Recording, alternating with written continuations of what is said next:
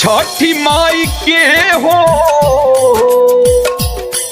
आदित्य गोसाई के,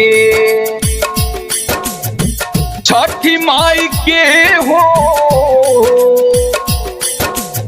आदित्य गोसाई के। अर्घ दे हम जरूर छठी घाट जाई के, अर्घ दे हम जरूर छठी घाट जाई के। छठी माई के हो आदित्य गोसाई के, छठी माई के हो आदित्य गोसाई के। अर्घ दे हम जरूर छठी घाट जाई के, अर्घ दे हम जरूर छठी घाट जाई के।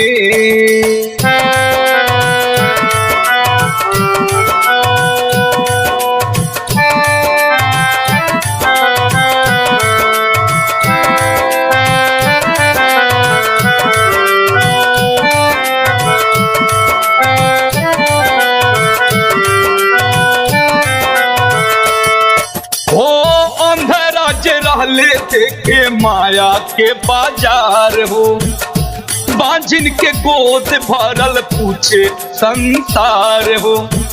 ए माई सुनी ना, अंधेरा जे रहले देखे माया के बाजार हो, बांझिन के गोद भरल पूछे संसार हो।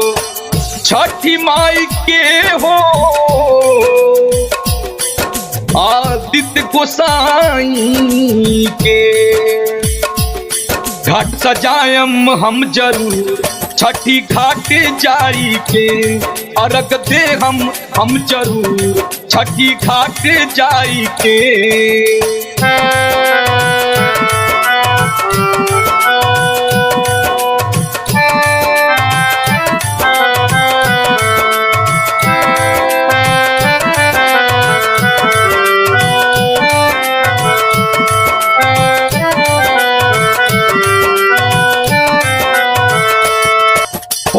कोढ़िया जे रहले करे काया के सिंगार हो, निर्धन के धान भरल मिले सुख सार हो। ए माई देखी, कोढ़िया जे रहले करे काया के सिंगार हो, निर्धन के धान भरल मिले सुख सार हो। छठी माई के हो आदित्य गोसाई के, कर जोरम हम जरूर छठी घाट जाई के, अर्घ दे हम जरूर छठी घाट जाई के।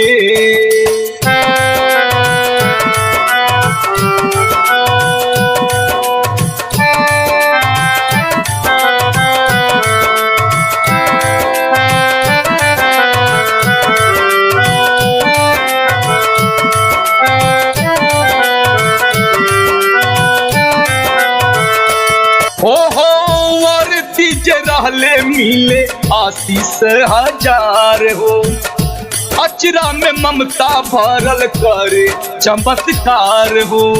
साचो ए माई, वर्ती जे रहले मिले आशीष हजार हो, अचरा में ममता भरल करे चमत्कार हो। छठी माई के हो